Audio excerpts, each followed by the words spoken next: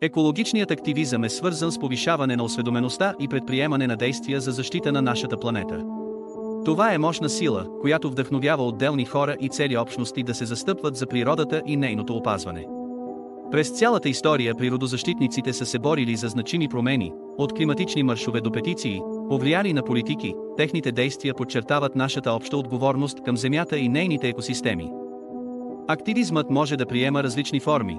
Някои се съсредоточават върху образованието на обществеността, други се стремят да влияят на вземащите решения или да оспорят индустрии, които вредят на околната среда. Независимо от подхода, целта е една – по-здрава планета. Активизмът също така насърчава единството, обединявайки хора от всички сфери на живота около една обща визия за по-чист и зелен свят.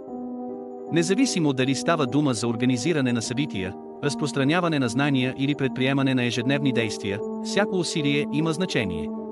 Това, което прави екологичния активизъм наистина силен, е способността му да свързва хората с планетата. Той ни напомня, че опазването на природата не е само заради околната среда, а и заради нашето бъдеще и света, който ще оставим след себе си.